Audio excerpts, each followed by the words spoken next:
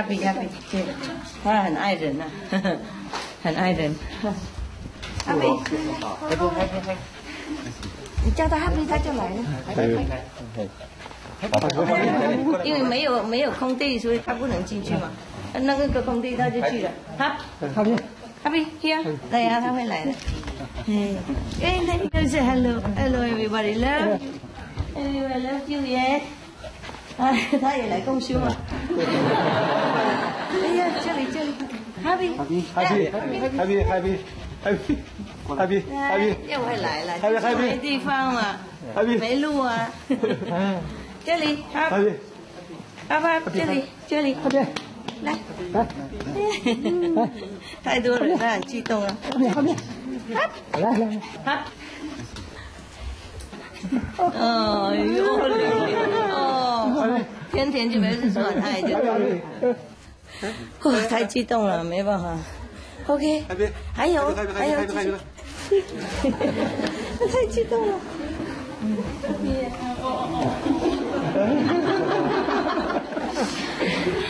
在讲中文哈，对呀，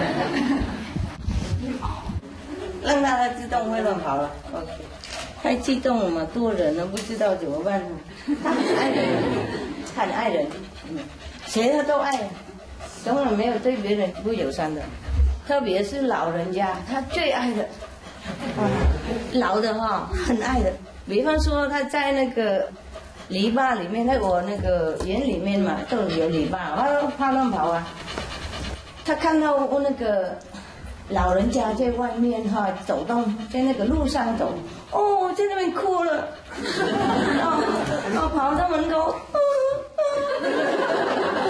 门口一直踏上来，那个篱笆爬上去就这样子哭叫他们，yeah， 很爱老人家，最爱是老人家，对，不过他谁都爱了，很爱的一个人，很有爱心的人，就不够，好乖乖的孩子，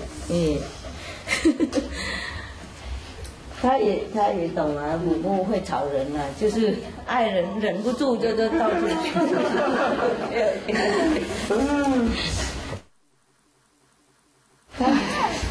Happy nó thích mấy người già lắm, thấy mấy người già ngoài là khóc kêu vô thương mấy người già,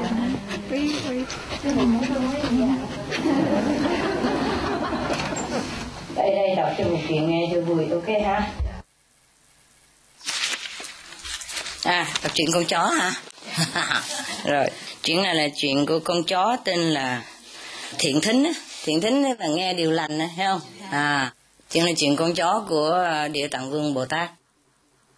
Địa Tạng Vương Bồ Tát ha, thường có một con chó. Cái hình của Địa Tạng Vương Bồ Tát có con chó nằm phủ phục ở dưới chân đó. Rồi, ok, chó đó tên là Thiện Thính á. Thiện Thính vừa là một người bạn trung thành, vừa là cái xe để chuyên chở cho ngài Địa Tạng Bồ Tát. Không biết chó này mà lớn dữ sao mà ông cởi ông đi đâu hoài được vậy. Chó này không cởi được nha, đừng có thử chơi nha. Chó này là để tôi đem xe tới chợ chứ không có cởi lên được nha. Chó này chó khác nha không. Theo chuyện kể lại á, thì là khi nào mà ngài Địa Tạng đi ra ngoài phổ độ chúng sanh á, thì ngài cởi con linh quyển của ngài, con chó của ngài đó.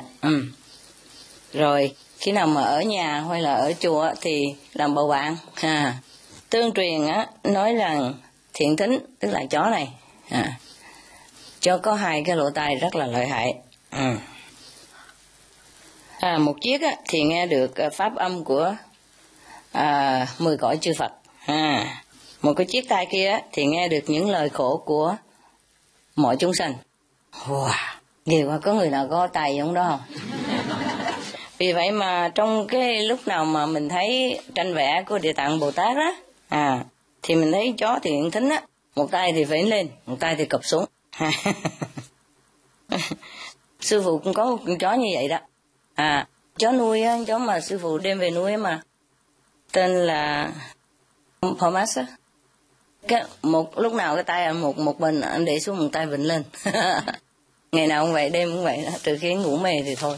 Thường á mình thấy những vị Bồ Tát khác á, thì cởi rồng ha, cởi hạt ha, có vị thì cởi gì nữa, cởi cọp, cởi sư tử, còn ngài Địa Tạng thì cởi chó. Thành ra nhiều người thích Địa Tạng Bồ Tát và thích chó của Địa Tạng hơn, tại chó đấy gần gũi mình hơn hả. Nhưng mà thường thường những sư tử hoặc là cọp mà đã được các ngài nuôi rồi thì không có cắn mổ gì ai đâu, phải không? Vì thường thường Phổ Hiền Bồ Tát cởi voi nữa, không? Cởi voi nữa. Thà Văn Thù Bồ Tát thì cởi gì? Sư tử. Không sao đâu. Sư tử cọp cũng cỡ với nhau. Đừng có lại gần thôi, hiểu không? Bây giờ thấy các ngài cởi sư tử hoặc là cởi cọp đó, rồi mình muốn chạy tới mình cởi con được không? Có ai thử chưa? Giơ tay lên coi. Không dám đâu hả? Vậy là khôn á. Phải là có thể khai ngộ rồi á. Những vị mà Bồ Tát hay là thần thánh họ cởi voi, cởi cọp, cởi sư tử là họ quen rồi. Họ nuôi từ nhỏ rồi. Những vị cọp, vị sư tử đó là ăn chay rồi, hiểu chưa? Thuần thục rồi. Giống như mình nuôi con chó từ nhỏ vậy mà. Thí dụ như mà có nhiều người họ nuôi con sói, biết không? Sói là không phải là chó nhưng mà cũng là thuộc giống chó. Nhưng mà sói là chó hoang. Mà nghe nói là hung dữ lắm, phải không? Không phải như con chó của mình. Nhưng mà nhiều khi sói con bị mất cha mẹ vậy đó, lạc vô trong nhà người ta cũng nuôi từ nhỏ tới lớn, là sói thì cũng giống như chó nhà thôi. Sư tử, cọp, voi thì cũng vậy thôi.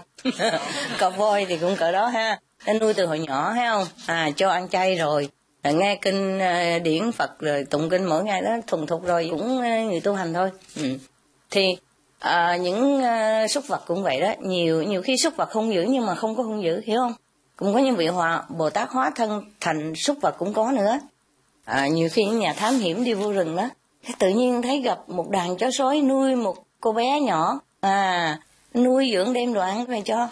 Hoặc là nhiều khi có chuyện mà báo chí có kể đó, nói một cô bé bị người ta cưỡng bức á, rồi cái một bầy sư tử chạy ra đuổi mấy cái người mà tàn nhẫn đó đi hết, rồi ngồi đó canh cô gái đó cho tới khi mà cảnh sát đến thì nó giao lại rồi đi thôi. Chứ không phải là sư tử nào cũng giữ hả. Nhưng mà nghe sư phụ nói vậy đừng có về kiếm coi ông nào hiền, hiểu chưa? Kệ người ta để người ta trong rừng ta chơi đi, đừng có lộn xộn, phải không? Rồi ở bên Đài Loan á, có một vị Bồ Tát tên là Quảng Tín á. Hồi xưa mà ngài ngồi thiền ở trong hang, trong núi tu hành á, thì ngài không biết cái hang đó là hang cọp, ngài vô đó ngài ngồi tu hành. Rồi cái cọp dẫn một bầy con đem về, thấy ngài ngồi đó thì cũng không có thương hại gì tới ngài, mà quy y nữa, quỳ xuống quy y ngài đó, tại biết người tu hành mà. Ok, nhưng quý vị đừng có thử chơi nghe không? Ta tu hành cao đẳng ha, mình không biết đẳng cấp tới đâu. Ok. Địa Tạng Vương Bồ Tát á, thì mình không biết cái sự tích của ngài là tu hành ở đâu, từ đâu đến. Nhưng mà cái sự tích sau cùng mà thuộc về Địa Tạng Vương Bồ Tát á, bắt đầu từ cái thời của nước Tân La đó, tức là miền trung của nước Cao Ly á, nước Đại Hàn á, miền trung của nước Đại Hàn có cái nước hồi đó cái là nước Tân La. Có vị thái tử tên là Kim Kiều Giác. Kim Kiều Giác thì một người rất là hâm mộ Phật Pháp từ hồi nhỏ. Cho nên khi ngài năm 24 tuổi thì tình nguyện bỏ ngai vàng để mà đi xuất gia. Và hâm mộ sự phát triển của Phật Pháp tại Trung Quốc. Cho nên ngài, vị hoàng tử này năm Đường Trinh Quang thứ 4, ông dẫn con chó nên là thiện thính của ngài, lặn lội từ Cao Ly vào Trung Quốc để mà tu học Phật Pháp. Rồi tại vì ngài rất là kính trọng Địa Tạng Vương Bồ Tát, cho nên ngài cũng lấy hiệu là Địa Tạng. Okay. Rồi cái vị tỳ kheo này xuất gia mà, cái tỳ kheo tức là người xuất gia người nam, còn tỳ kheo ni là xuất gia của Phật người nữ. Rồi ngài vân du mọi nơi ở Trung Quốc cho tới một ngày kia ngài đến một cái núi nọ kêu bằng núi Cửu Hoa. Cửu Hoa tức là một ngọn núi rất là nổi tiếng ở Trung Quốc, rất phong cảnh rất là đẹp và linh thiêng. Ngài đến đó thì thích phong cảnh và địa thế ở đó quá, cho nên ngài đã cất một túp lều tranh trong núi để mà tu hành. Thì dĩ nhiên trong thời gian tu khổ hạnh ở núi Hoa Sơn đó thì còn chú chó thiện thính lúc nào cũng ở bên cạnh để mà bầu bạn. Khi ngài tu hành ở đó không bao lâu thì có một vị trưởng giả Trưởng giả là gì biết không? Người giàu mà già nữa. Trưởng thượng á, tức là đã cũng cao niên rồi. Thường mấy người cao niên mới giàu, mấy người trẻ không giàu. Thiệt là không công bình ha. Cái lúc mình còn trẻ mình thích tiêu tiền quá trời, nó không có tiền nha. Còn cái lúc mà mình già rồi có tiền cũng chẳng muốn tiêu nữa, phải không? Nhiều khi răng rụng hết trơn, ăn không được khi rồi lái xe cũng ra cái đâu lái đâu được đâu già rồi. Còn lúc còn trẻ thích có xe hơi bự ha, xe mà chạy nhanh đó ha, tiền bạc để đeo loãng xoảng rồi chơi ha. Không có tiền ha. Lúc trẻ chưa có lên sự nghiệp mà ha. Còn chừng già rồi mới bắt đầu xây dựng, càng ngày càng giàu á. Đến từng giàu có thì già mất tiêu rồi. Đã gì cũng chẳng muốn. Nghĩa là mùi vị thế gian đã nếm hết rồi ha. Dầu là ăn nước tương với xì dầu rồi đó hả? Ăn cơm với xì dầu cũng đã nếm qua rồi. Bây giờ ăn khổ quen rồi, tới chừng giàu rồi cũng chẳng muốn ăn cao lương mỹ vị gì. Hả? Rồi từ hồi còn trẻ mà lái xe cũ á, xe nghĩa địa. Những cái xe mà bỏ nghĩa trang đó là mình đem mua lại rẻ đó mà. Với lại có thể nói thêm là tức là mình đi hồi nó nằm đó đó, hiểu không? Còn không nữa thì nó hơi nguy hiểm, nó chạy tuốt vô nghĩa địa luôn. Xe và người vô đó nằm luôn. Thì Việt Nam kêu xe nghĩa địa. Hồi sư phụ mới ra cũng có mấy cái xe nghĩa địa đó. Đi hồi ổng không thích cái ổng nằm rồi đó. Rồi cũng may mà nhiều người ngồi á, nhiều người ngồi trên xe đó, mình ngồi xuống hùng nhau mà đẩy. Xe đó rất là tiện nha, không biết không? Nghèo đó mình mua mấy xe đó đỡ lắm, tại khỏi đổ xăng. Đi đâu cũng đẩy khỏi đổ xăng. Nhất là xe gia đình ha, xe bự mà chở 5-6 đứa con gì đó. Rất là tiết kiệm tiền bạc, rất là tiết kiệm. Đi đâu cũng cứ leo xuống đẩy thôi, khỏi đổ xăng. Cái xe đó đối với môi trường rất là tốt hả không? Thời buổi này á, cái xe kiểu đó đúng là hợp thời trang lắm á. Xe hơi không có hả? Xe gắn máy. Gắn máy được rồi, nhưng mà phải đeo mũ rồi cho đàng hoàng ha. Xe gắn máy cũng tốt lắm á. Ở bên này cái xứ này ha, cái chỗ mình ở đây là chỗ kêu bằng giàu có đó nha. Nhưng mà nhiều người á, sư phụ cũng biết có 1-2 ông bác sĩ mà sư phụ biết á, ổng lái xe gắn máy ông đi hoài đi thăm bệnh nhân cho nó lẹ. Ông nói vậy đó, tại vì xe hơi cực quá đi. Xe gắn máy nó xích ra xích lại, chạy xích xắc á, chạy giống mà con rắn á, cái chạy đi lẹ. Chứ còn đi xe hơi ông nói nhiều khi nó đợi lâu quá, tới chỗ bệnh nhân ngất người rồi, không được. Bác sĩ bên này cũng bận lắm nha. Bác sĩ Việt Nam có bận không? Bận chứ hả? Bận đó ha. Ông cũng là bác sĩ hả? Sao nó biết nhau ngay.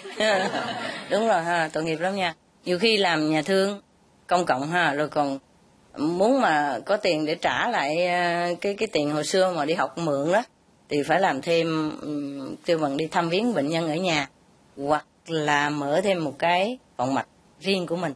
Đó là buổi sáng đi bên nhà thương công cộng, buổi chiều ở nhà tư. Vậy thì mới may ra có tiền. Thường Việt Nam á, hay là nước nào cũng vậy, nghĩ là bác sĩ là tiền giàu lắm nha. Nhưng mà người ta làm việc cực khó ai biết đâu, cực lắm nha. Muốn học thành nghề bác sĩ 10 năm á, sau khi mà đã tốt nghiệp đại học rồi còn ra mấy năm ha, để mà kêu bằng cái gì, thâu thập kinh nghiệm, ít ra cũng 8 năm 10 năm này ít nhất á ha, mà để là thành thạo đó ha. Rồi trong lúc 10 năm đó tiền đâu có nhiều đâu, tại cũng giống như cỡ học sinh mà, phải không? 10 năm tức là đi học thôi, hiểu chưa? Còn mấy năm sau thì cũng kiếm chút đỉnh thôi. Mà cái lúc kiếm chút đỉnh nó phải trả nợ cái lúc mà đi học mượn đó. Trời, cực khổ lắm á. Sau lâu lắm mới lấy được cái tiền vốn, giống như mấy người đi buôn bán vậy mà, tiền vốn bỏ ra nhiều mà tiền lời chưa thấy đâu hết. Mà cực khổ lắm. Mà nếu mà mát tay thì còn đỡ. Không mát tay thôi dẹp luôn á, hiểu chưa? Trưởng giả là một người nghĩa là giàu có ha, không những giàu có mà có nghĩa là người ta tôn trọng nữa, mà cũng lão thành rồi, lớn tuổi rồi. Thành cái sự tôn kính ta gọi là trưởng giả. Ok. Thì có một vị trưởng giả đó lên núi Cửu Hoa Sơn, thì Cửu Hoa Sơn cũng là phong cảnh đẹp cho nên nhiều người đến đó thăm viếng. Với lại có có nhiều người tu hành đến đó tu hành. Thì vị trưởng giả này lên núi thì phát hiện ra Địa Tạng Tỳ Kheo ngồi đó tu một mình, vừa có con chó. Thì ông trưởng giả này phát tâm cất một ngôi chùa để mà cúng dường cho vị tỳ kheo đó. Tỳ kheo tức là ông thầy tu mà. Tiếng Việt Nam nó ông thầy tu, ok, thầy tu Địa Tạng. Rồi ở gần miền đó có một ông trưởng giả khác nữa, một cái ông phú thương tức là người buôn bán rất giàu á.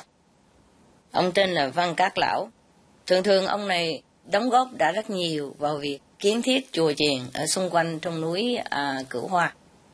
Một người rất là mộ đạo và thành tâm và rất là rộng rãi đối với những vị tu hành. Trưởng giả đó cũng tới, ông thăm vị tỳ kheo Địa Tạng rồi hỏi rằng ngài muốn bao nhiêu đất để cho ông về ông lo liệu cho.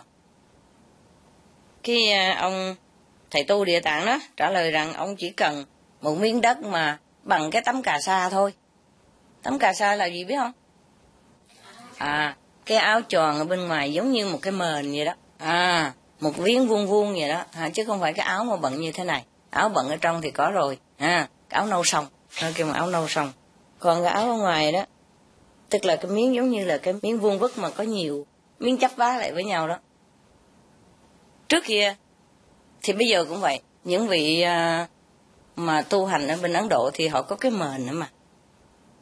Cái mền vuông vuông cũng giống như quý vị bây giờ có cái tấm mền này, có mền đó không? Cái mền này đi, thí dụ vậy đi ha.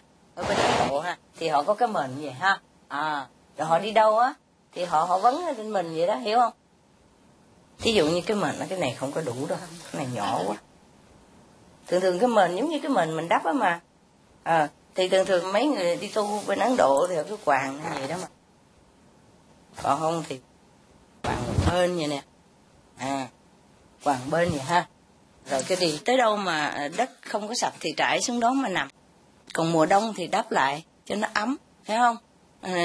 Tu Quan Âm thì phủ nó lại, hãy tu hành cho nó kín đáo. Thì tấm cà sa đó là xuất phát từ đó. Tại sao có nhiều miếng và chấp như vậy? Là tại vì nguyên thủy là cái tấm cà sa là cái tấm mền thôi, hiểu không? Đi đâu để mà đem theo đó mà, cho nó ấm áp vậy đó mà. Nhưng mà khi mà tu hành lâu thì nó lủng chỗ này, nó lủng chỗ kia đó. Thì kiếm miếng bên này, miếng bên kia vá lại. Vá càng nhiều thì tức là người đó tu hành càng cao rồi. Tức là lâu rồi, tu lâu rồi ha. Mấy chục năm rồi, mấy chục miếng vá. Mỗi năm một miếng. Ví dụ vậy đó. Thành ra cái áo cà sa của những vị tu sĩ Phật giáo bây giờ là cũng có rất nhiều miếng vá. Cả 100 miếng vậy đó, hiểu không? Vá từng ô vuông vuông vậy đó.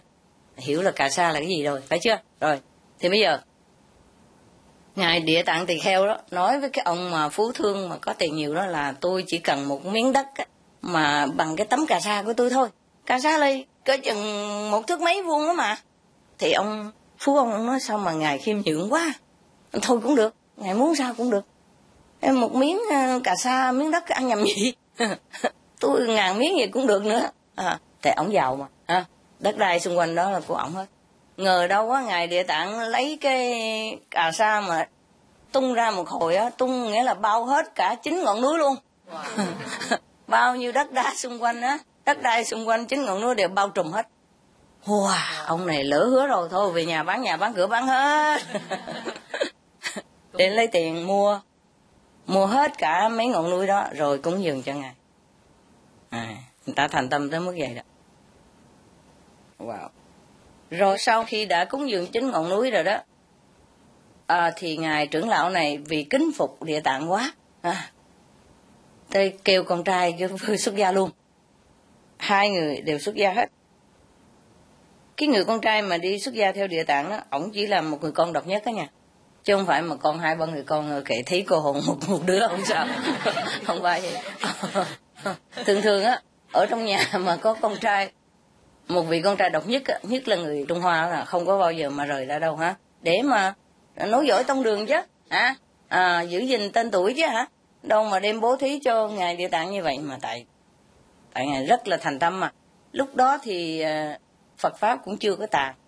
Phật chắc cũng mới nhập niết bàn không bao lâu, mấy trăm năm sau vẫn còn thịnh hành, cho nên đạo pháp và đạo mái vẫn còn, truyền tâm ấn này vẫn còn. Cho nên vì vậy mà ngài kính trọng, chứ không phải vì bận cái áo cà sa hoặc là ngồi tu ở trong cái am cỏ như vậy mà ông kính trọng tới mức mà biểu người con trai độc nhất thì theo xuất gia. Sau đó ông cũng theo xuất gia luôn. Cho nên thường thường những cái bức tượng của Bồ Tát á thì có vẻ hay vị hộ pháp đứng hai bên nữa, con chó ở dưới chân. Ok, hiểu rồi. Đó là cha con của vị Văn Các Lão này đây, lấy hiệu là Đạo Minh. Đạo Minh là con trai của ổng. Người ta tu hành tới mức vậy đó. Cái khi mà ngài Địa Tạng còn tu hành ở núi Cửu Hoa đó thì rất là nhiều truyền thuyết về thần thông quảng đại của ngài. Truyền thuyết nói vậy thôi, rú mồ, tức là người ta nói truyền với nhau rồi mà. Cũng giống như nhiều khi quý vị nó nghe ở ngoài là đồng tu nói sư phụ có thần thông này kia nọ đó, truyền với nhau mà.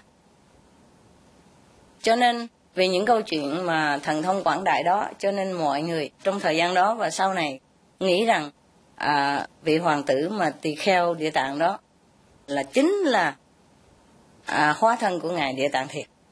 Có thể như vậy, có thể như vậy. Nhiều khi Quan Thế Âm Bồ Tát cũng hóa thân trở về thế gian để mà độ chúng sanh cũng có. Bây giờ cái Cửu Hoa Sơn á là cái đạo tràng chính thống của ngài Địa Tạng, của vị Địa Tạng này. Ok. Ngài tỳ kheo Địa Tạng tu hành ở núi Cửu Hoa Sơn chừng 75 năm, thọ đến 99 tuổi. Suốt thời gian tu khổ luyện ở đây á, ngài không hề trở về nước Đại Hàn. Ông nhập niết bàn vào ngày 30 tháng 7 năm Đường Khai Nguyên thứ 26. 3 năm sau khi ông viên tịch thì tọa quan của ông tự động mở cửa, và trong đó thi thể và dung mạo của ngài vẫn y hệt như người sống, tay chân còn mềm dẻo như có thể di chuyển được. Mãi cho đến ngày nay, nhục thân của tỳ kheo Địa Tạng vẫn còn được thờ phụng tại Cửu Hoa Sơn để cho thiện thính chiêm ngưỡng. Wow ha, tức là ngài đã chết rồi mà thân thể còn nguyên, giống như lúc sống, mềm mại như vậy đó. Bây giờ vẫn còn thờ ở đó. Cũng như ngài Huệ Năng mà, nhục thể vẫn còn thờ tại nơi nào mà ngài tu đó. Ok. Những vị Bồ Tát này, thí dụ như Lục Tổ Huệ Năng với lại ngài Địa Tạng Bồ Tát đây, tại sao thân thể họ còn giống như lúc sống? Tọa quan tự mở ra biết sao không? Tức là cái khi mà ngài chết thì còn ngồi giống như ngồi tọa thiền mà, cho nên người ta làm cái quan tài hoặc là cái giống như là ngồi vậy đó mà, chứ đâu phải để nằm ra. Cho 3 năm sau cái tự nhiên cái tự động mở cửa ra. Thường chôn rồi mà, hay là để trong cái ngôi chùa nào đó để đóng lại rồi, tự nhiên 3 năm mở ra thấy thân thể còn nguyên vẹn giống như hồi xưa, mềm mại có thể di chuyển được, cho nên họ mừng có đem ra thờ, đem thờ tới bây giờ đó. Cái chuyện mà về tỳ kheo Địa Tạng là chuyện có thật, và người cũng là người thật, chứ không phải là chuyện mà mình nghe trong lúc Đức Phật còn tại thế này kìa ha, là chuyện có thật và bây giờ ngài vẫn còn đó. Tức là nhục thể vẫn còn đó. Có ghi lại trong Cao Tăng Truyện và Thần Tăng Truyện của Trung Quốc nữa. Ở trong lịch sử có ghi nhận rõ ràng. Ok. Nhưng mà ít có ai đề cập tới cái vị chó thiện tính á. Sau khi mà có nhiều người biết được á, đã mới viết thêm về cái vị chó thiện thính vô. Ok. Có câu hỏi gì không? Bây giờ về nhà bắt đầu muốn nuôi chó hả? Có nhà ai có chó không? Bao nhiêu chó giơ tay lên coi. 1, 2, 3, 4, 5 hả? 6, nhiều chó vậy là chó gì? Chó Việt Nam, chó bệnh hả? Chó nào cũng được, chó nào cũng dễ thương. Bất kỳ chó nào mà mình, thí dụ mình muốn nuôi đừng có đi mua làm chi nha. Mình đi vô mấy cái trung tâm chó đó mà. Chó người ta không nuôi, người ta vứt ra đó đó. Mình chọn chó nào mình thích á. Bất kỳ chọn chó nào cũng được hết. Cái đem chó nào về nhà là cũng thích hết á. Tự nhiên á, thương mình quá đi, hiểu chưa? Thương vô điều kiện đó mà. Cho ăn gì cũng được, không cho ăn cũng ở với mình.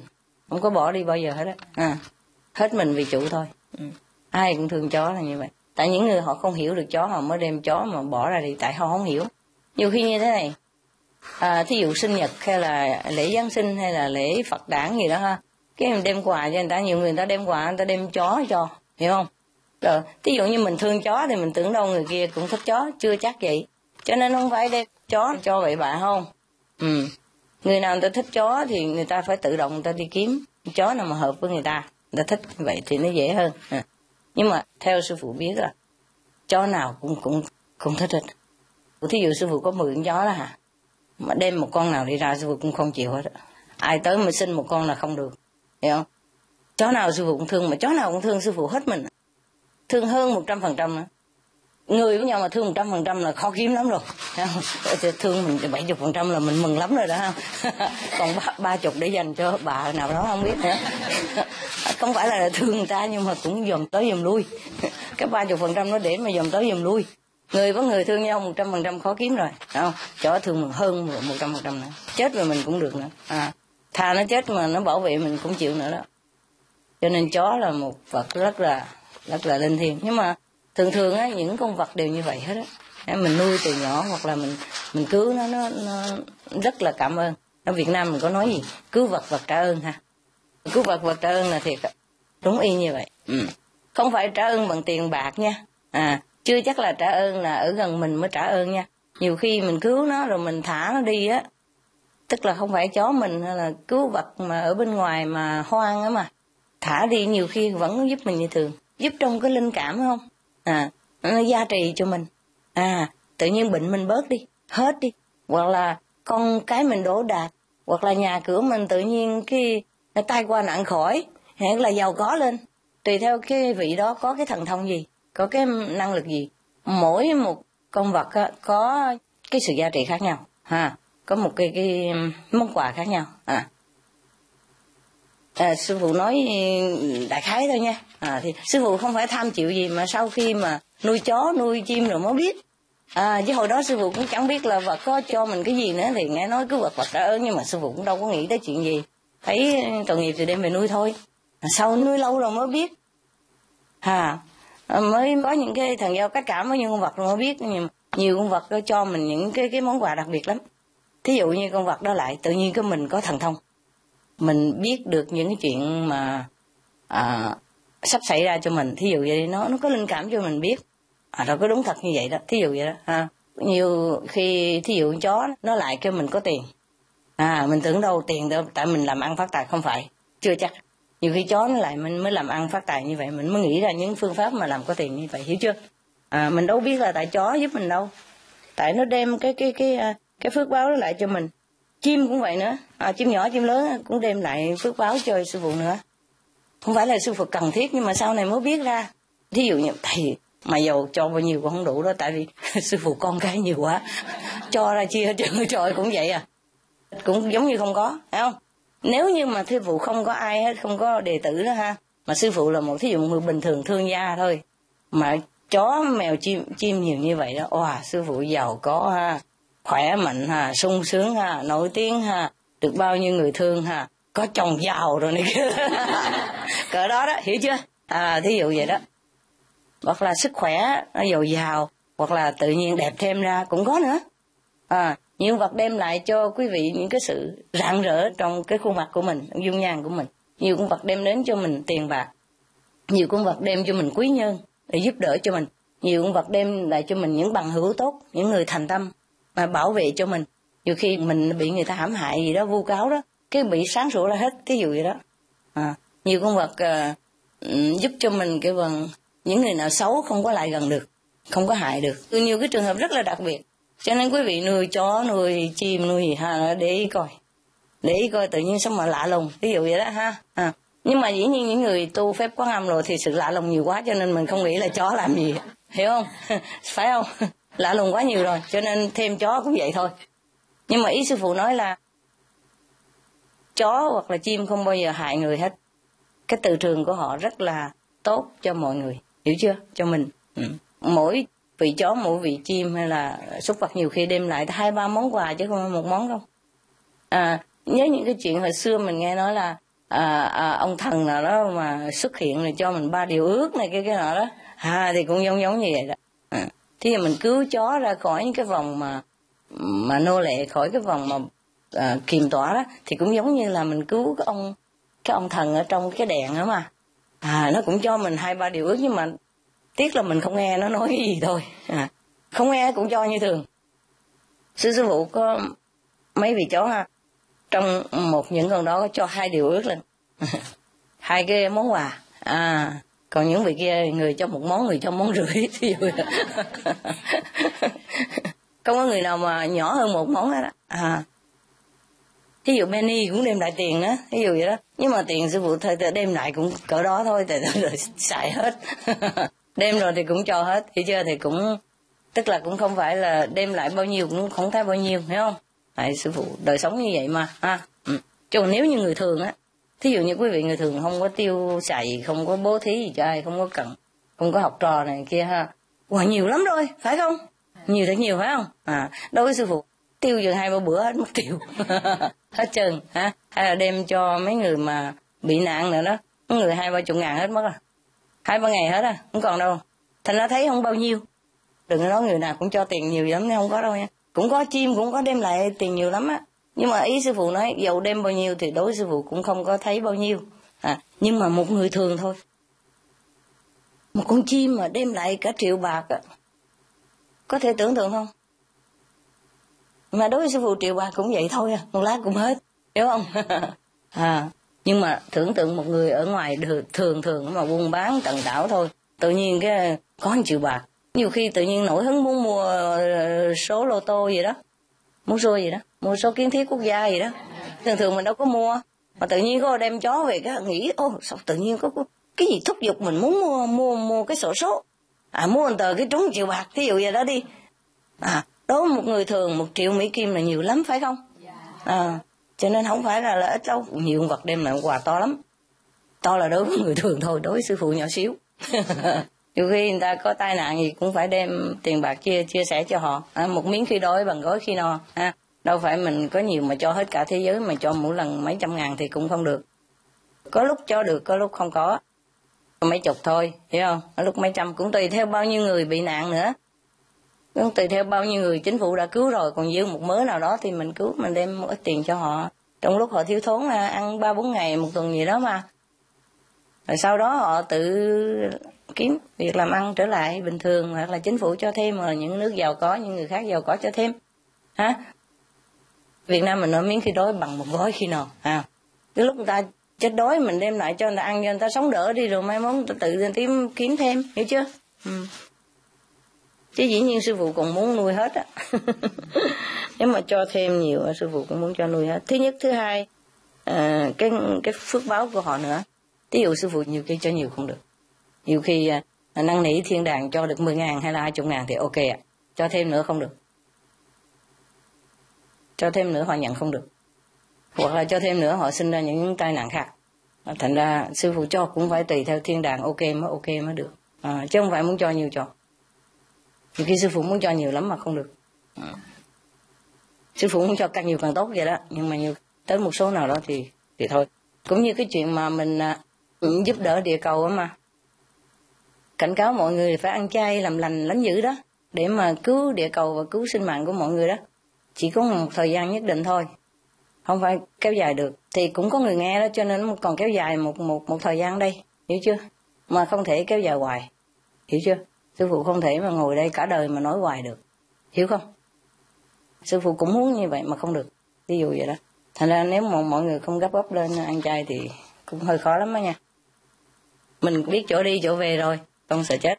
Chỉ có tội nghiệp mấy người mà chưa biết đó, thì mình ráng mình kéo dài mạng sống để cho họ tỉnh ngộ lại, có cho họ một thời gian họ ngẫm nghĩ để tỉnh ngộ lại, là đặng cái gì hồi thiện mà ha, để làm việc lành. Ok. Thưa sư phụ cho câu hỏi, bởi vì con tin tức báo chí về mấy cái tổ chức rồi họ cứ dự trù kế hoạch để làm cái global hoặc là cái bớt đi, họ dự trù đến năm 2050 rồi 2025. Dạ thưa đó. Tùy theo, nếu mà không ăn chay là dự gì cũng không được hết. Dạ. Ok. Ok ha, hơn lát gặp. Ok.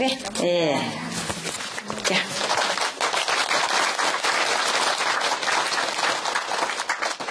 Dự trù gì cũng được chút thôi, nhiều nhất là mấy tháng mấy năm, chứ không có kéo dài được, Hiểu chưa?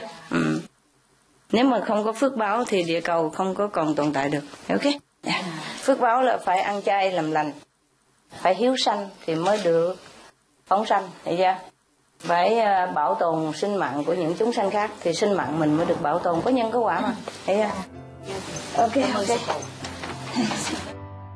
Some of the benefits of a vegetarian diet: lowers blood pressure, lowers cholesterol levels, reduces type 2 diabetes, prevents stroke conditions, reverses atherosclerosis, reduces heart disease risk 50%, reduces heart surgery risk 80%, prevents many forms of cancer, stronger immune system, increases life expectancy up to 15 years, higher IQ, saves 70% of the total cost of $40 trillion for reducing global warming, uses 4.5 times less land to grow food, conserves up to 70% clean water, saves 80% of the cleared Amazonian rainforest from animal grazing. A solution for world hunger. Free up 3.4 billion hectares of land, free up 760 million tons of grain every year, half the world's grain supply, consumes 1/3 fossil fuels of those used for meat production, reduces pollution from untreated animal waste, maintains cleaner air, saves 4.5 tons of emissions per U.S. household per year, stop 80% of global warming. Plus more.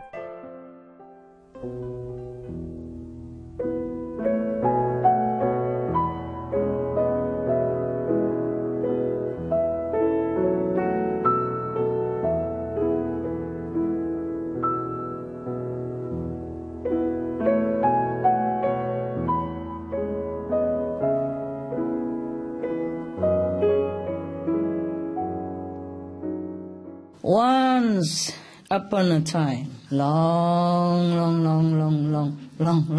time ago, yes, there was a small town that has two parallel streets, you know, one on the left and one on the right, the two streets like this, they're opposing each other.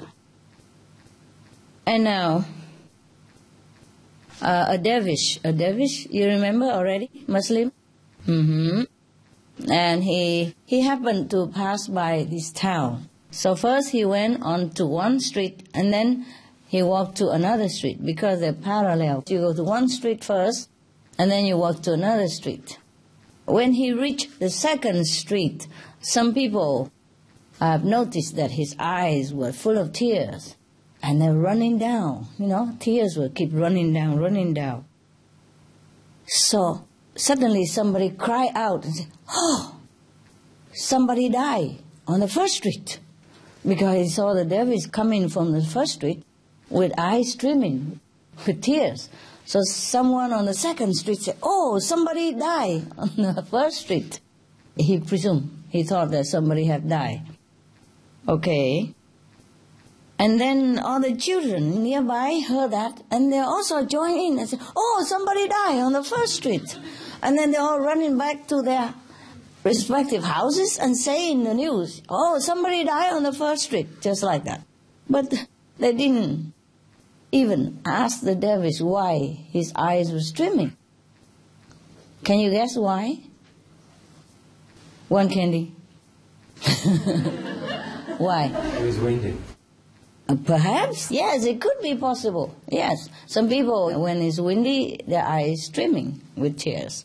Or dirt, you know, anything. What else can it be? It's down. It's a car. My God. So serious. He's happy. He may be happy. Yeah, it could be. You know, when you're happy, you cry, right? Possible. What else can it be? Any cook around here? Chef? Onion, yeah.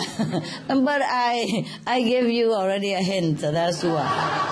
He was peeling onions before he went out. He probably was peeling onion, And maybe he was short of soy sauce. So he ran out to the next street in order to buy some soy sauce to cook for a Supreme Master television. Who knows? Yeah, so in any case, that's what it was. He was peeling onions. And then he ran out to the second street. Because probably the second street they have some shops which sells things that he needs, which did not have on the first street. Well, anyway, it doesn't explain here, but we could guess. So the dervish ran out to the second street with his eyes streaming with tears. And now, after a short time, all this screaming about somebody died on the first street reached every corner of the town. And everybody joined in. They were so upset and distressed and very confused. Because this is a very small town, and only 2 streets, and everybody knows everybody here. And almost like everybody is related to everybody in this small town. It's like a small family. So they all worry so much. Who could be the one that is dying on the first street? Could it be my cousin? Could it be my uncle? Could it be my aunt? Could it be my, sister or brother or in-law or whatever? Yeah, everybody was stressed. And in those days, they did not have telephone.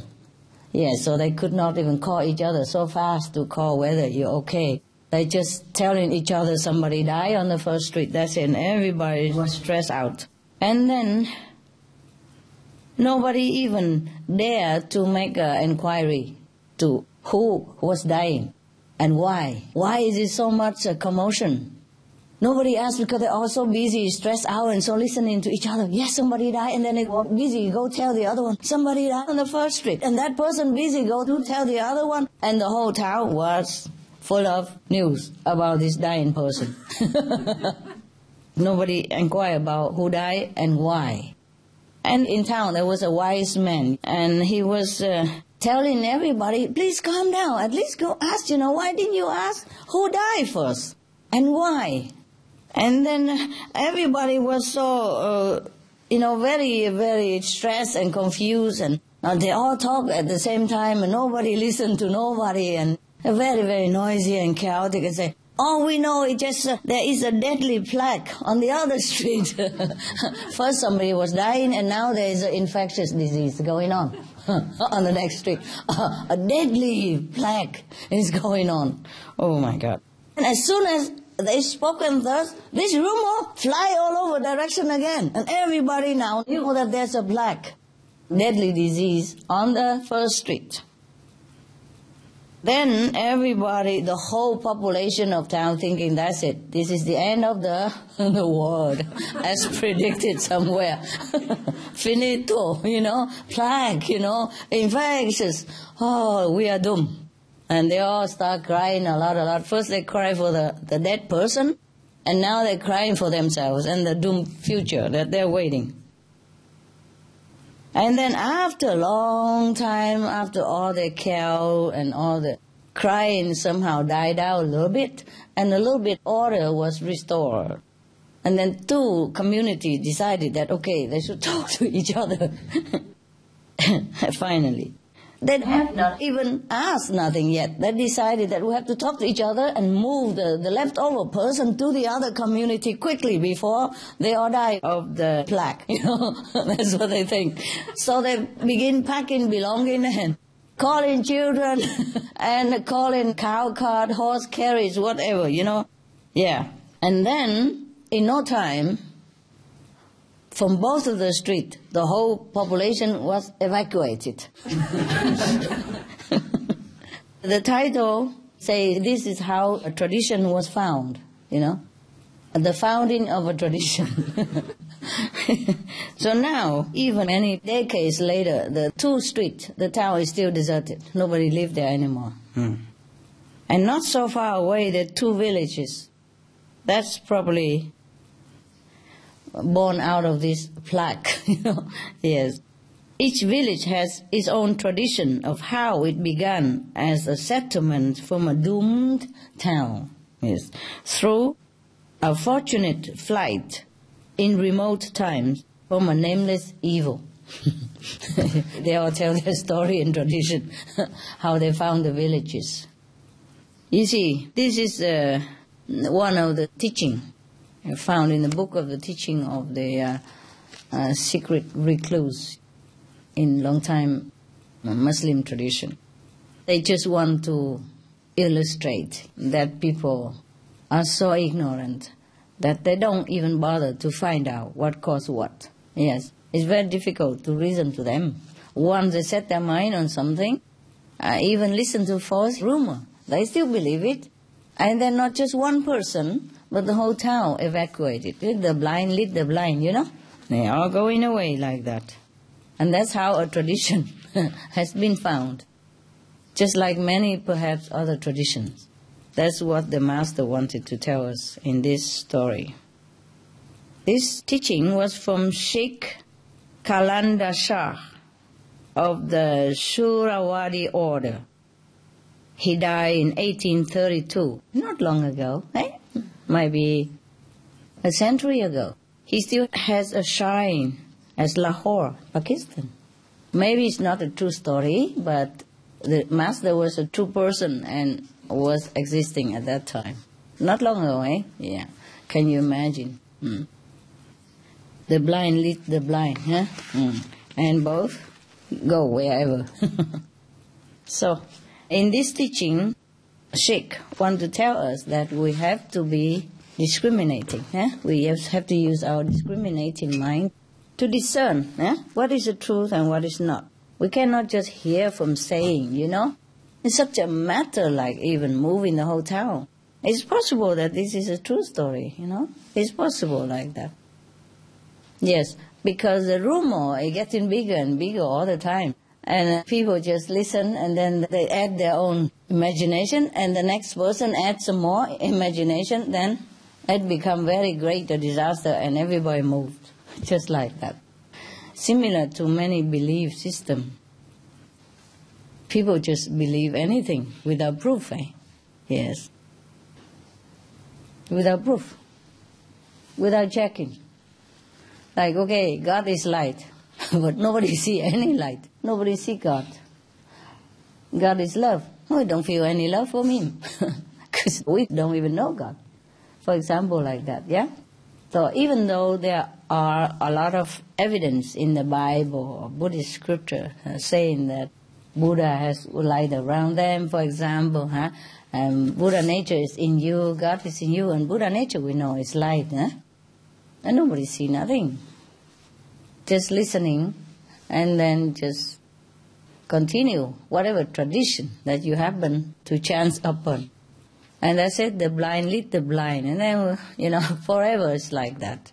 And when somebody come along and say, I tell you what, I show you what you were reading there, and they will think, not possible. In my tradition, there's no such thing. The tradition has been passed on ever since my great-great-great-grandfather. It cannot be wrong. And you just came along today and you say, you can prove it? No, not possible. Yeah? It's like that.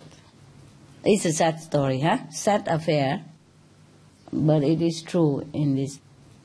When the prophet was alive, they didn't have that much big temple anyway.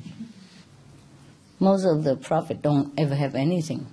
Mostly don't have. Jesus walked bare feet. Buddha go beg for alms.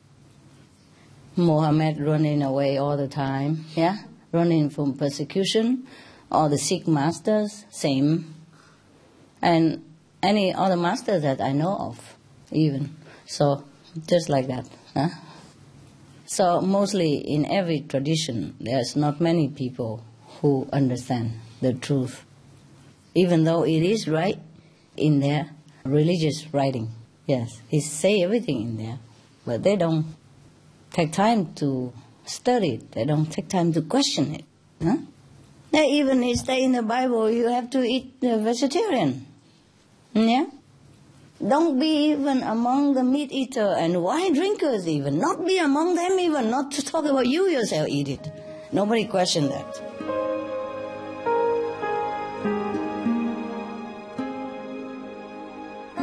Vegetarianism in religion. The Baha'i Faith. Regarding the eating of animal flesh and abstinence therefrom, know thou of a certainty that, in the beginning of creation, God determined the food of every living being, and to eat contrary to that determination is not approved. Selections from the Baha'i writings of some aspects of health and healing. Buddhism. All meats eaten by living beings are of their own relatives. Lankavatara Sutra.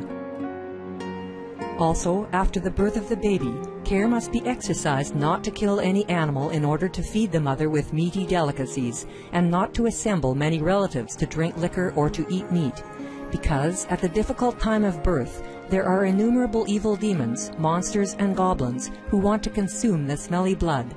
By ignorantly and adversely resorting to the killing of animals for consumption, they bring down curses upon themselves, which are detrimental to both the mother and the baby. Ksitigarbha Sutra. Be careful during the days immediately after someone's death, not killing or destroying, or creating evil karma by worshipping or offering sacrifice to demons and deities, because such killing and slaughtering committed, or such worship performed, or such sacrifice offered, would not have even an iota of force to benefit the dead, but would entwine even more sinful karma into previous karma, making it even deeper and more serious. Thus delay his rebirth to a good state. Karma means retribution. Ksitigarbha Sutra. Gaudai. The most important thing is to stop killing, because animals also have souls and understand like humans. If we kill and eat them, then we owe them a blood debt. Teachings of the Saints. Christianity. Meats for the belly, and the belly for meats, but God shall destroy both it and them. Holy Bible.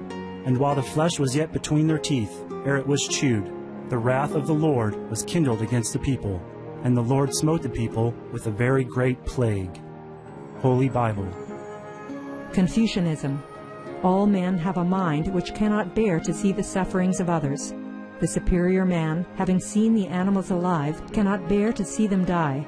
Having heard their dying cries, he cannot bear to eat their flesh. Mencius. Essenes. I am come to end the sacrifices and feasts of blood, and if ye cease not offering and eating of flesh and blood, the wrath of God shall not cease from you. Gospel of the Holy 12. Hinduism. Since you cannot bring killed animals back to life, you are responsible for killing them. Therefore, you are going to hell. There is no way for your deliverance. Adalila. He who desires to augment his own flesh by eating the flesh of other creatures lives in misery in whatever species he may take his birth. Mahabharata anew. Islam. Allah will not give mercy to anyone except those who give mercy to other creatures. Hadith. Do not allow your stomachs to become graveyards of animals. Hadith. Jainism. A true monk should not accept such food and drink as has been specially prepared for him involving the slaughter of living beings. Sutrakatanga. Judaism. And whatsoever man there be of the house of Israel, or of the strangers that sojourn among you, that eateth any manner of blood, I will even set my face against that soul that eateth blood, and will cut him off from among his people. Holy Bible. Blood meaning flesh. Sikhism. Those mortals who consume marijuana, flesh, and wine, no matter what pilgrimages, fasts, and rituals they follow, they will all go to hell. Guru Granth Sahib. Taoism. Do not go into the mountain to catch birds and nets, nor to the water to poison fishes and minnows. Do not butcher the ox that plows your field. Tract of the Quiet Way. Tibetan Buddhism. The offering to the deities of meat obtained by killing animate beings is like offering a mother the flesh of her own child, and this is a grievous failure, the supreme path of discipleship. Zoroastrianism. Those plants I, Ahura Mazda, or God, rain down upon the earth to bring food to the faithful and fodder to the beneficent cow. Avesta. Everybody knows that vegetarian diet is good for health and to save the planet. They will be awakening their own great, compassionate, loving self-nature, and then their level of consciousness will rise up automatically, and they will understand more than they ever did, and they'll be closer to heaven than what they are right now.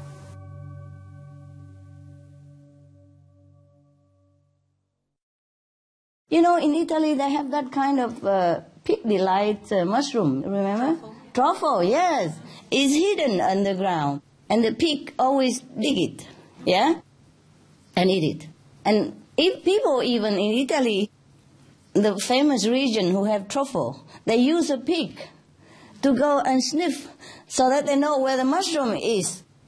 These are very expensive mushrooms, and they're delicious, like a truffle, you know, right? They are rare, that's why not every of you know. I just want you to know that it exists. It still exists, and people still use pigs, you know, to go to sniff the mushroom, and when they sniff it, they dig it with their feet, and then the people go after it and dig the mushroom out and sell it. They're very expensive. You can't find them just anywhere. Just in good class restaurant they have. And they give it just a little bit, you know. They slide it very thin, like a tissue paper thing. Yeah, not like me, huh? The mushroom is about, the size of a fist. And then either black or white. There are two kinds of this mushroom. I ate them both, so I know. Delicious, delicious. And they just scrub it just a little bit, you know, very thin or very, very fine, like powder, and they mix it with some risotto, you know. Rice, or they just put a little bit on top for decoration only. The smell is delicious, very fragrant. You would never eat anything like that. Ordinary mushroom never tastes like that.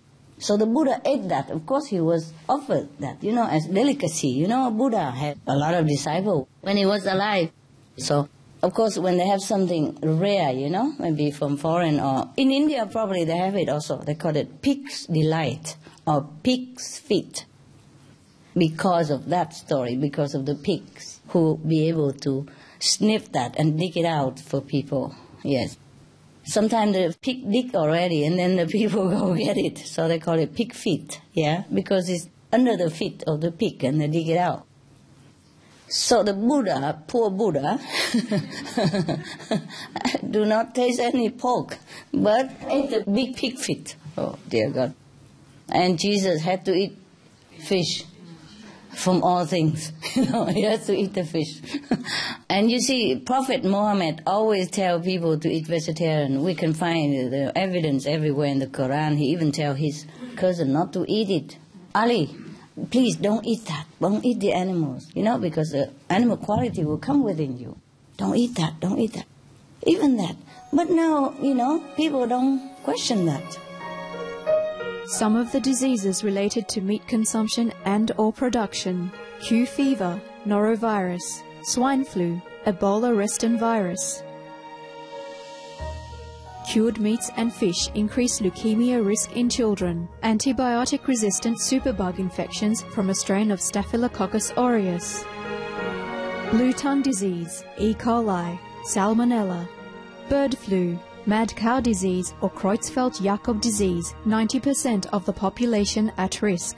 Pig's disease or PMWS, listeriosis, shellfish poisoning, preeclampsia, Campylobacter, Clostridium difficile, diseases hidden in healthy-appearing livestock, some of the costs of meat eating. Infertility. Eating just one serving of meat per day increases the risk of women's infertility by 32%, with additional meat consumption increasing the risk. Heart disease. Over 17 million lives lost globally each year. Cost of cardiovascular disease is at least $1 trillion a year. Cancer. Colon rectal cancer. Over 1 million new colon cancer patients diagnosed each year. More than 600,000 colon cancer-related mortalities annually. In the United States alone, colon cancer treatment costs about $6.5 billion. Millions of people are newly diagnosed with other meat-related cancers every year. Diabetes. 246 million people are affected worldwide. An estimated $174 billion spent each year on treatment in just the United States.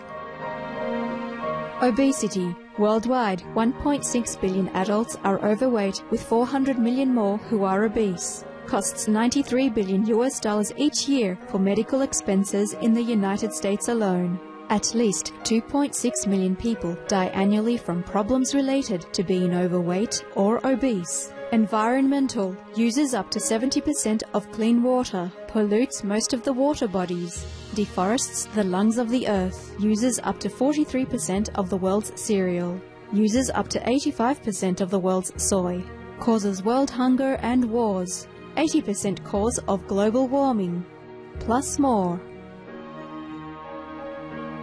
Some of the costs of milk consumption: cowpox from milking cows, bacterial microbes, pesticides and enzymes found in cheese derived from the inner stomach linings of other animals. Up to 80% of the calories in cheese are from pure fat. Breast, prostate and testicular cancer from hormones present in milk. Hysteria and Crohn's disease. Hormones and saturated fat leads to osteoporosis, obesity, diabetes and heart disease, linked to higher incidences of multiple sclerosis, classified as a major allergen, lactose intolerance, plus more. For more urgent information, please visit www.suprememastertv.com/killers. So it takes a really sincere mind to question the right and the wrong. You have to be a little smart and take a little time, no matter how busy you are. You have to take time to understand the teaching of the old prophets, of the old enlightened masters.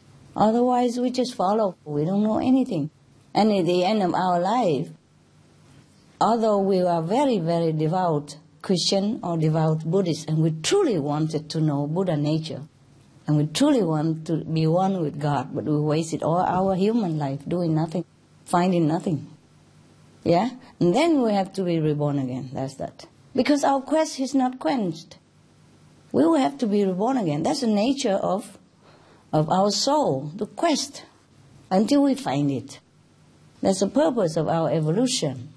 So if we didn't find it in this lifetime, we have to come back again. That is for sure.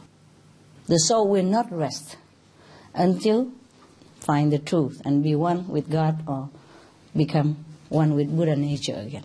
That's it. Okay, I hope you find. Now you know, huh? Yeah. Traditions. We have to respect tradition and follow, but only what is good. Yeah? What is detrimental, we have to question. Why? Okay? Good, of course, we don't question. Not good, we have to question.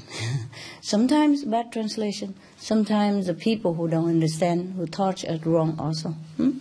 Especially spiritual matter is not like mathematics, 2 and 2 make 4. Yeah? Something like that.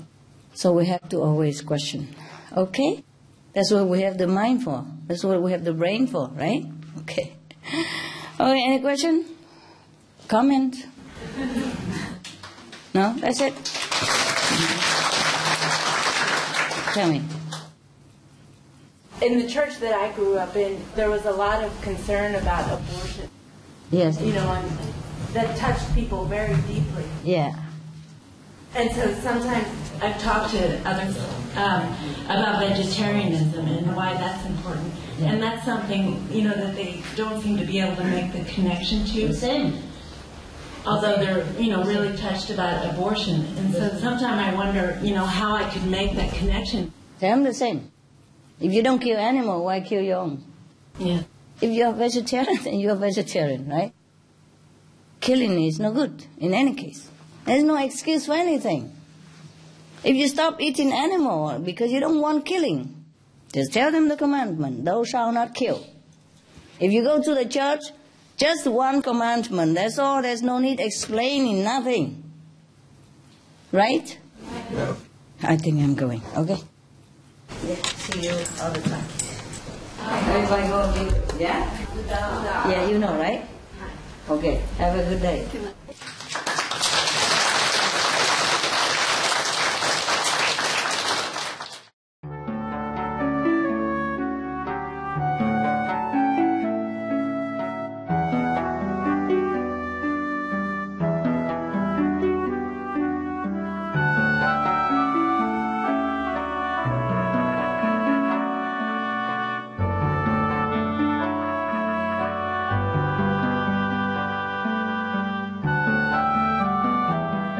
just learned from one of your sisters. She said we can dig the tunnel. She told you, remember? I haven't read the info yet, but I'm sure you can dig something. So you can pay for it, In America, they made ready-made tunnels. Yeah. One of your sisters just told me. You can order by email, pay by credit card. I said to her, so small. And 5-6 people can live in there. She said, yeah. Temporarily, can live there for 10 years. I said, then after 10 years, what to do? Maybe the company don't exist anymore. And all the freight, all the aeroplane don't exist anymore, all the ship gone. How do we order another one for the next 10 years? Well, if we live after 10 years, it would be okay, huh? There are masks, for gas and, tunnel, everything.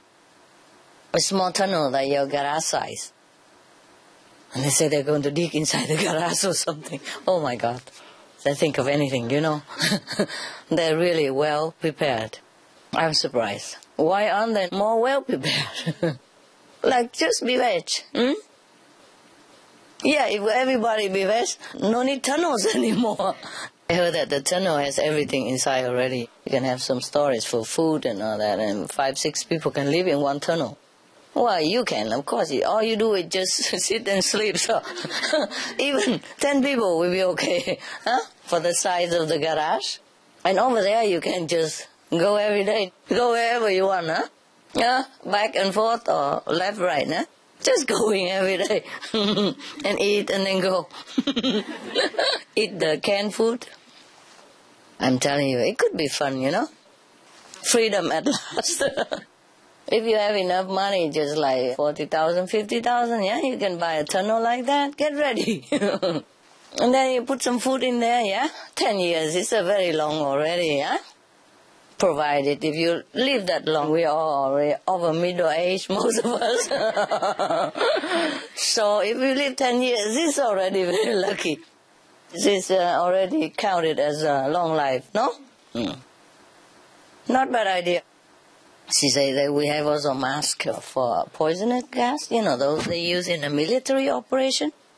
And like NASA, I asked her whether we have any mask for dogs, And she said, don't know yet. I'm sure they make some for dogs because the NASA, mostly if they use, or the police or army, they use dogs only for maybe sniffing something, so they give them masks. So the thing is, I do hope that people really turn to vegetarian diet, because if not, even if we dig a tunnel, how do we live in there? Tunnel is like a garage underground, a small one. Of course, you can have bigger or many tunnels connected together, but that's not the point either. Always scoop up in there, How you bear it, It's okay maybe for emergency, But to live 10 years in there, imagine, oh gosh. No, I don't see any solution, with tunnel or not tunnel, and gas. Okay, can you imagine wear that all day? Look like Star Wars. Remember the film, your favorite? Star Wars? With these talking through the mask. Probably that's what it is. You see the guy who talk always like a machine? I don't watch that much, but I know about it. I watch maybe half an episode or something here and there. Everybody knows about it. I remember him with a big mask in front and with a long nose, and he speaks through it like a machine, funny voice. Maybe in the future human will all look like that. Maybe it's not fiction anymore. So scary, How difficult it is just to throw away that piece of meat, And then have everything just like what we have now, at least. Because we still can stop it. It's already contaminated, the air and the sea and all that. But it won't get worse if we stop. And then if we truly want to survive and go through everything we can to survive, then that strong will and coupled with the loving action will help us. Well, anyway, what can we do? The world is so big even. We say the world is small, but it's not that small, is it? I mean, it's small, but people's will are so big, you can't talk to them all. Oh my God, I don't know what everybody's doing. It's already so urgent and they just not moving fast enough. If it were me, I just move it, It's change. How difficult can it be? How much more difficult than losing the planet, eh? Losing your only place, your home, and your children and all that. Oh, God, I don't understand it. It's so easy to understand, so logical. And all the evidence already told everybody, not like, okay, Master Chinghai, she's a spiritual, person, so she always protect the animals, so that's why she talk like that. It's not just me, is it, huh? It's scientifically proven that we should be vegetarian. It cut off 80% at least of all the gas and all the affected and the related problems. Yeah. And then the global warming will stop. It's already so urgent and nobody seems to move. Or is it me who don't know? Everybody's moving, right? They are moving? Can do more. You can do more? Like what? Like what? Advertise, write letters. Write letters? Uh-huh. Then please do that. If you know you could do that, then please do it. Then go home and write letters. Write as many as you can. Master, like in U.S., the brother and sister, they go out passing flyer. So each day you can pass like 5 or 10 flyer for the people around you, around the area. Yeah. To be work. So if each day added up to 10, and throughout the year, then you give it to a lot of people. Yes, I'm sure. Each of us just... Any amount, yes. So don't have to carry a big pack of flyer to give it out, but each of us like take 10 flyer, put in your pocket. You go shopping or you go wherever, and then you have it to pass it out to others. Yeah. Even I carry flyers. Before I used to go and give everywhere. In the restaurant, or in the hotel, whomever I can. But you are too busy with the schedule. We are not that busy, so we can do the job, easy job like that. Take the flyer and give it out to the people. Yeah, when you go out to work, you always find somebody. When you stop the car, there's a car next to you. You roll out the window, say, hi there. Yeah, very simple. Yes. Or go on the bus. Before you get down to the bus, you give everybody. They take it. It's no harm. They would take it. Master, I actually had that experience. Those little stickers that we put on our cars, be veg, don't green. And one day this man pulled up next to me and he was hooting and he was waving at me. So I opened my window and he says, I'm a vegetarian and I'm green. What are you all about? So I gave him a flyer and he said, that's fantastic. Thank you very much. And then he drove off. Yeah. Even people ask for it. If your car has something like, I'm vegetarian and green, or vegan and green, they will wonder what is that, and they ask you also. You didn't even have to give them, they come and ask. But you have to go all out. I can't do it alone, huh? You are more in contact with many people. Master, in South Africa, there's only 1.4 million people that are actually able to watch SMTV because of the decoder. So we want to make a DVD to hand out with a flyer with all the footage on to give out to people who don't have internet or who don't have DSTV because most people have DVD players. So that should work. You can do that also, if you can afford it. Just some short of the introduction about climate change and being veg, how good it is. Yeah? Whatever you can do is fine, yes. There are many ways to do things. That's what happened to Mars. People were like that too. But what they don't realize is that if they don't move, they'll lose everything. Yeah?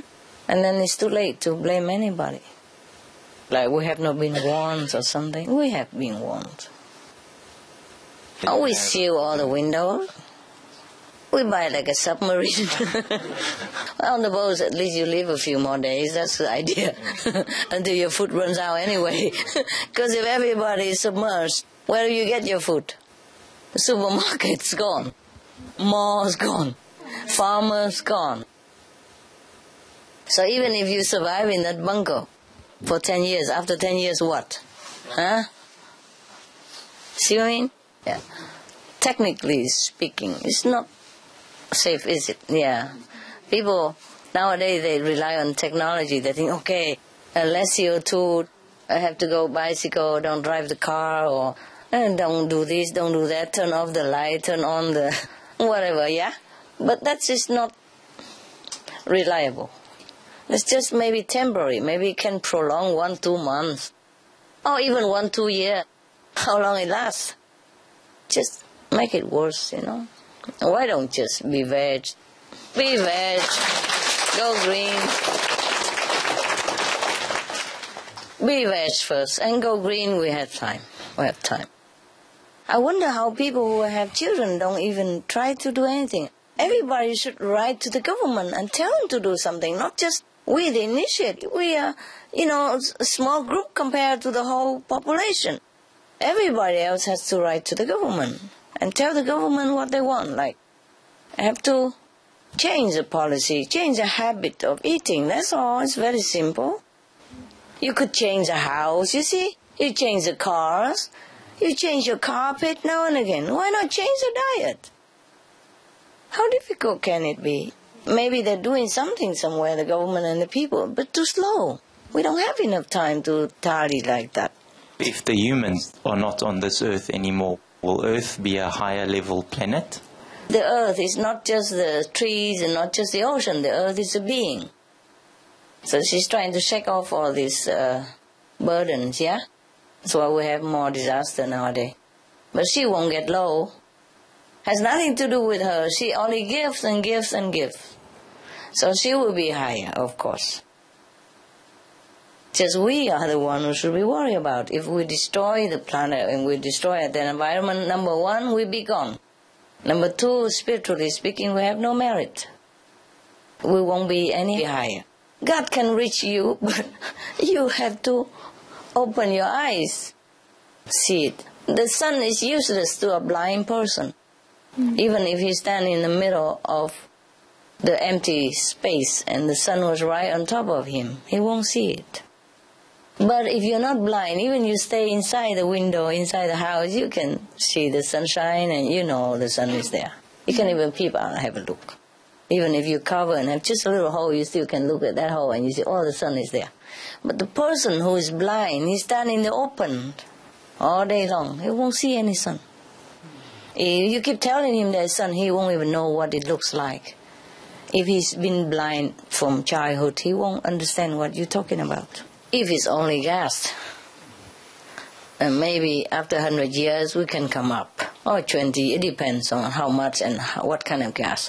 But if the gas trigger also climate change, hot, then all the trees and all that will die.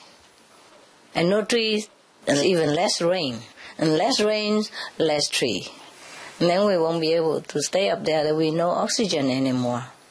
Right now, a lot of trees are dying in America or anywhere because of climate change. They just die for some reason, like sickness, because if it's too hot, then they get sick, just like people. Eh? Or a lot of bugs, beetles, and like in Canada, so many forests have been destroyed, just become dry and die like that because of the beetles. And similar things happen in America now, and if continue like this, we have no trees left. Just because it looks okay around here with, manicured trees and things like that, and we feel it's still okay, but it's not always okay everywhere else, and it might not be okay here even in the future. It's scary.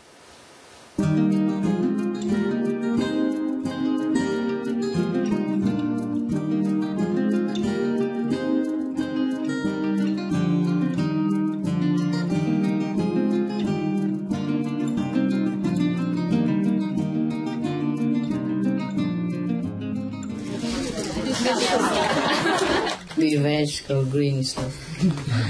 To save the planet.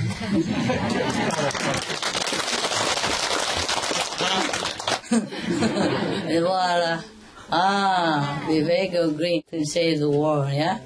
Yeah. See it?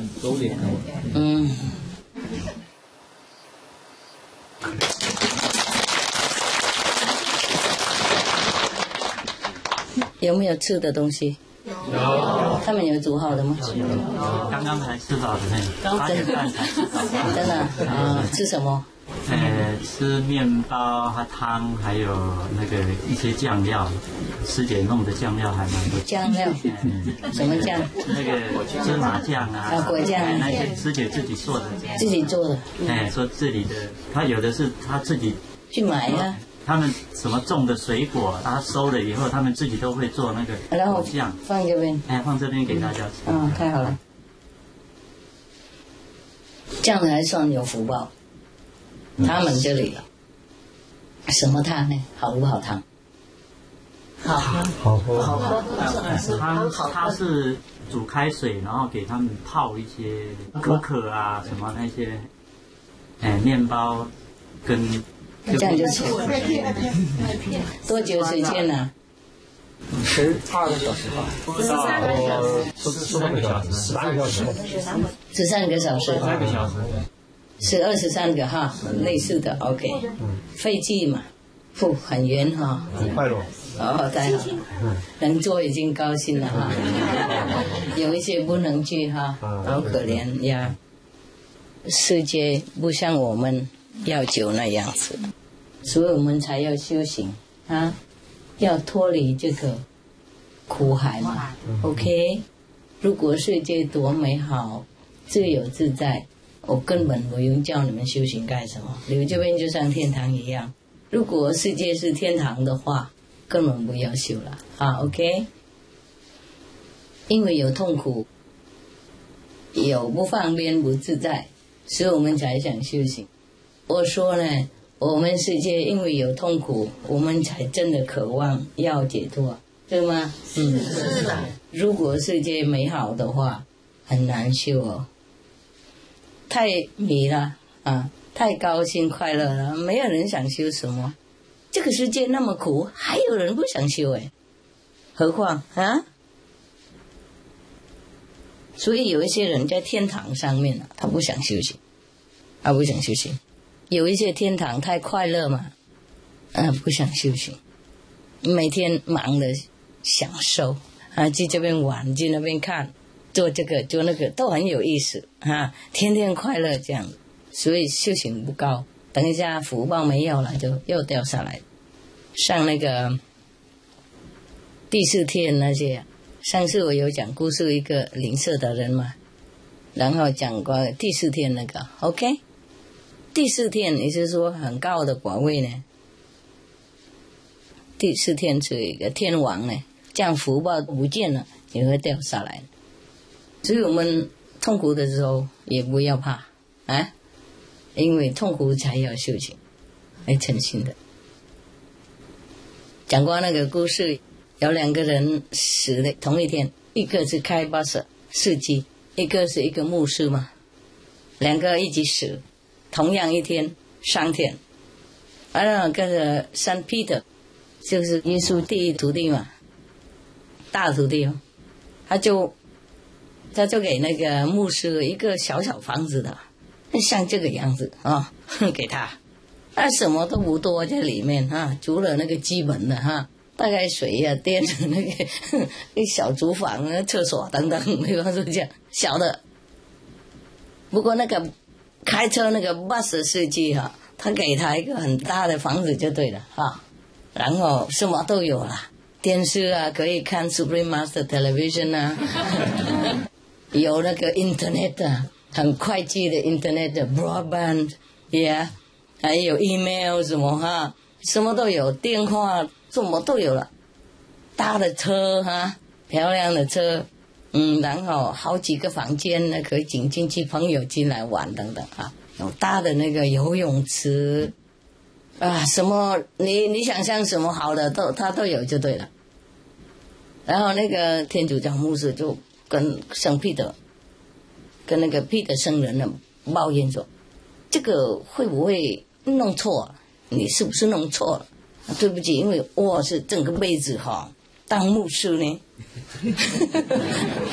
整个辈子都贡献给上帝呢讲经说法给别人听呢叫人家做好事呢然后我上去这边呢，只有一个小小的这个小木屋基本的木屋，然后那个他开车而已，开巴士而已，你给他那么大的一个那个别墅，是不是 mistake 弄错的意思？圣彼得说不，天堂不会弄错的，都写清楚在，我是一交这本书过来弄的，那本书写是他他是功德很大，拿到别墅，你功德小，小木屋。说我怎么功德少？他做什么功德大？圣彼得说，你讲经说法的时候，人家都在那边打瞌睡。这个 bus 那个司机啊，他开车的时候，谁都在那边祷告。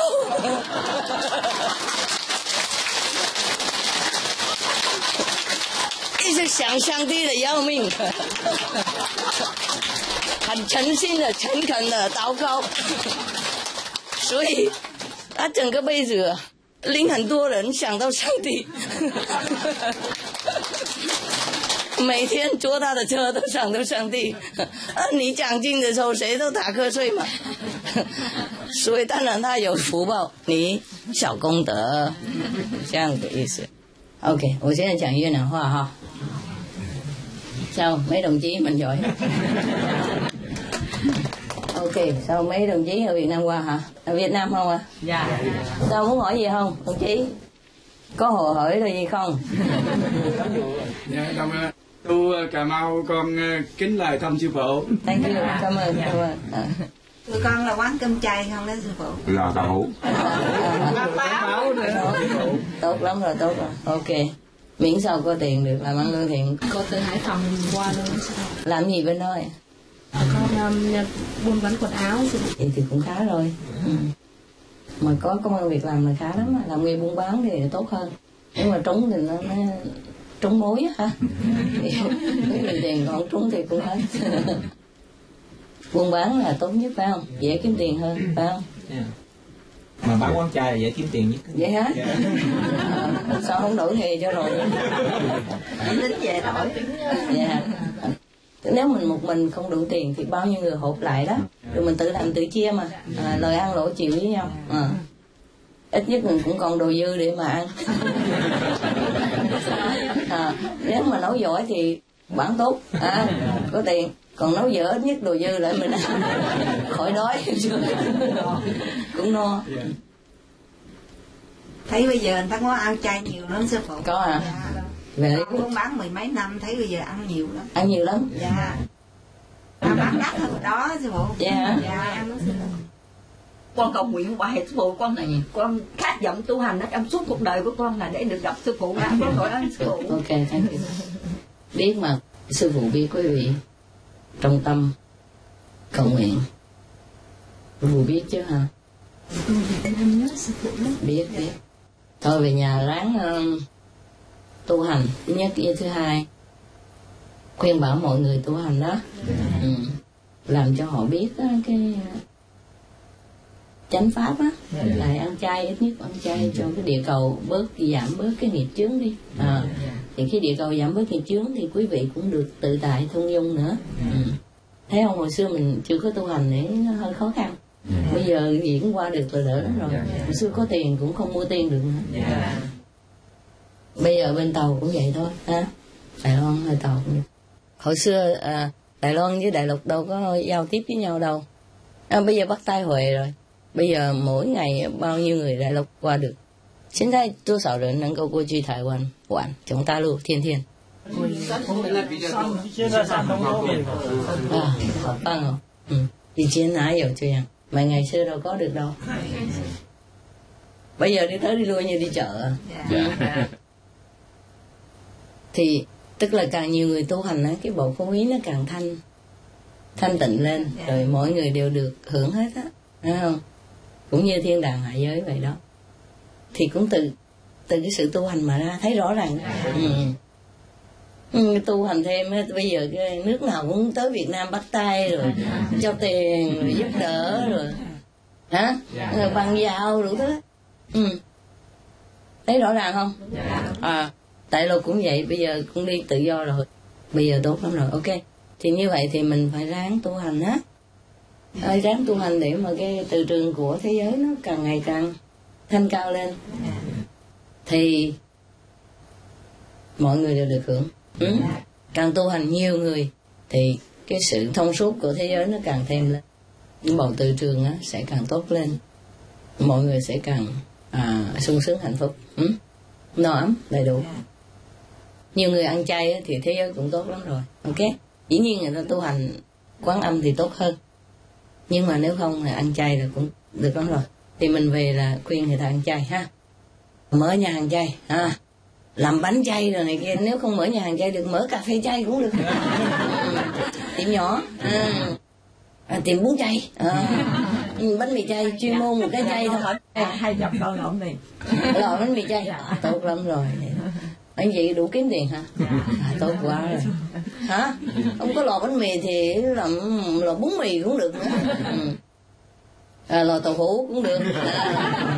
Lò bánh tráng, bánh bèo, bánh xèo, bánh đu gì đó. Bánh đúc. Bánh gì nữa? Bánh chưng, bánh bò, bánh gì, bánh thuận, bánh lung tung. Nhiều khi lò bánh không cũng đủ phát tài.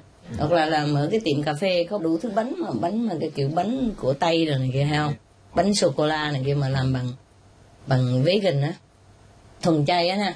Này cũng kiếm tiền lắm.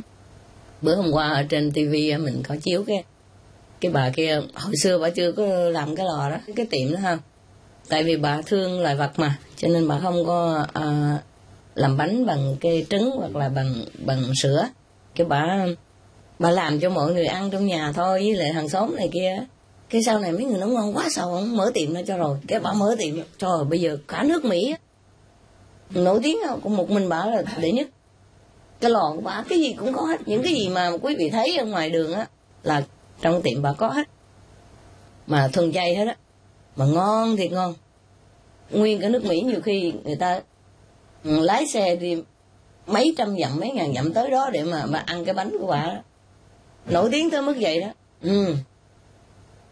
Thì mình về làm cái lò bánh bò đi cho nổi tiếng cả nước luôn. Nhất nghề tinh nhất thân vinh, hiểu không? Cái gì mình giỏi đó, tức là trời cho mình cái khiếu đó, mình cứ làm cái đó đi. Lò xi măng, lò sắt, lò đồng, lò gì cũng được hết á. Cái là mình giỏi cái gì á mình làm cái đó, cứ chuyên cần làm cái đó là đủ rồi. Có ông Việt Nam mà tị nạn mà nhớ không, cái ông hồi xưa nói rồi, ở Việt Nam là ổng là triệu phú ấy nha. Nhưng mà khi mà ổng qua Mỹ á, cái ổng mất hết tiền á, chứ ổng tự làm lại á. Ổng bán bánh mì thôi, ổng không được có lò nữa. Ổng bán bánh mì cho anh em họ gì của ổng đó. Hai người làm bán bánh mì trong cái tiệm đó thôi. Nhưng mà xin phép nhiều em họ cho ở đằng cái nhà sau á, của cái lò đó, rồi cái tiệm bánh mì đó, vợ chồng ở dưới đó. Rồi ăn uống cũng cần kiệm nấu nướng với nhau trong đó. Tắm rửa thì không có nhà tắm mà, dùng khăn rồi lau, vậy xà bông xong rồi lau nước lại. 3 năm trời.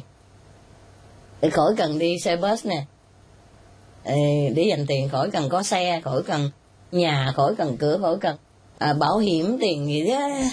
Hai người lũ khổ sống với nhau vậy đó. 3 năm trời cái để dành đủ tiền mua cái tiệm bánh mì của người em. Rồi cái cũng vẫn ở tiếp tục cái phòng đằng sau đằng mà tiếp tục để dành tiền. Vậy rồi cái mấy năm sau nữa cái càng ngày càng nhiều, nó bán cái lò đó làm cái khác rồi cũng thành triệu phú trở lại. Tự bánh mì không, làm công cho người ta không. Thành ra nhất nghệ tinh nhất thân vinh như vậy, hiểu không? Mình làm cái gì chuyên cần ha, mình không phải làm có tiền nhiều mà là tốt, biết để dành nhiều mà là tốt. Mình để dành 1 đồng tức cũng như mình làm thêm 1 đồng, hiểu chưa? Còn nếu mà mình tiêu 1 đồng là mất rồi. Mình làm bao nhiêu mà mình tiêu nhiều cũng hết. Cho nên biết tiết kiệm là được. Ok? Tiết kiệm là được.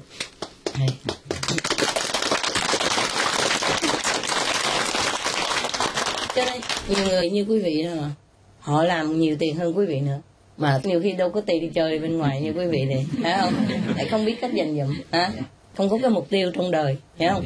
Làm rồi lè phè rồi chán, không biết làm gì, ra ngoài uống rượu, hút thuốc này kia nọ ha, rồi lãng phí tiền bạc, rồi tiêu hao sức khỏe của thân thể mình nữa, rồi lãng phí thêm tiền bạc cho bác sĩ, phải không? Rồi mất thêm job, mất thêm cái thì giờ không có làm việc để mà lấy thêm tiền nữa. Đã mất tiền rồi còn mất thêm nữa. Mất tiền uống rượu, ok, rồi mất tiền đi cho bác sĩ, tại vì bệnh á, uống rượu xong bệnh gan, bệnh phổi, bệnh phèo, bệnh lung tung, xong rồi mất tiền để đi chữa. Trong lúc chữa bệnh đó mất tiền luôn, tại vì không có rảnh đi làm việc, mà ngồi đó ăn không. Thí dụ vậy đó đi. Cho nên con người không có lý tưởng nó cực khổ như vậy. Some of the tragic tolls of alcohol. 2.3 million alcohol-related deaths per year worldwide. Cost of alcohol-related illnesses. $186.4 billion in the United States. Up to $210 to $665 billion globally. Disease. Higher amounts of alcohol increase the cancer risk. Even half a glass of wine daily increases the risk of mouth or throat cancer by 168%. Cancer of the liver, breast, colon, esophagus, rectum. Liver disease. Cardiovascular disease. Metal toxicity. Brain damage. Amnesia and dementia. Brain shrinkage. Organ failure. Heart, liver, kidneys, stomach, pancreas, eyes. Birth defects. Children afflicted by anxiety and depression. Mental retardation. Fetal alcohol syndrome. Stunted growth. Facial deformity. Sudden infant death syndrome. Miscarriage. Alcohol-related violence. Child abuse, 50% of cases. Violence toward loved ones, 30% of cases. Violent acts, 40 to 80% of cases. Suicides, 20 to 50% of cases. Plus more. For more urgent information, please visit www.suprememastertv.com/killers. Some of the tragic tolls of tobacco. 5.4 million smoking-related deaths per year worldwide. Cost of smoking-related illnesses, $96 billion in the United States alone. Light and mild cigarettes just as harmful. Causes cancer and diseases in animal companions. Speeds the aging process. Toxic residues of third-hand smoke. Heart disease, coronary thrombosis, cerebral thrombosis, kidney failure. Cancer, mouth, liver, breast and colorectal cancer, lung cancer, esophagus cancer, kidneys cancer, bladder cancer, chronic obstructive pulmonary disease, emphysema, bronchitis. Stroke, impotence, additional harms for secondhand smoking, childhood arteriosclerosis leading to heart attacks and strokes in adulthood, sudden infant death syndrome, infertility, miscarriages and premature deliveries, childhood asthma, bronchitis, ear infection, cleft lip or palate, hyperactivity and aggression in asthmatic boys, circulatory problems in women. Plus more. For more urgent information, please visit www.suprememastertv.com/killers. Some of the tragic tolls of addictive drug abuse. Over 200,000 deaths each year. Costs of $181 billion each year in the United States. $33 billion in the UK. Lifetime cost of current drug addiction amounts to $575 billion in the UK.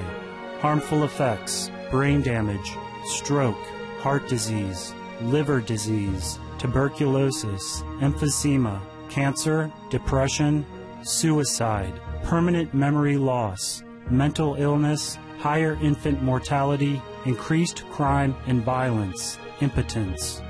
Crime and violence. Illegal drugs are a factor in 50% of burglaries in the United Kingdom each year.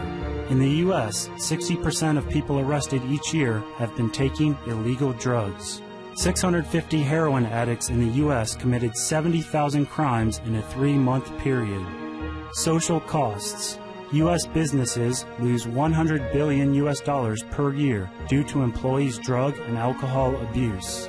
Australians pay $53 billion per year for healthcare, law enforcement, and lost productivity of drug users. Environmental costs. Every gram of cocaine produced destroys 4.4 square meters of rainforest, with 300,000 hectares of rainforest lost each year to cocaine production. death, 52 people die each day due to drugs in the U.S. In Canada, substance abuse is attributed to 21% of total deaths and 23% of potential life years lost due to early mortalities. Plus more. For more urgent information, please visit www.suprememastertv.com/killers. Như quý vị thì có lý tưởng, thấy không?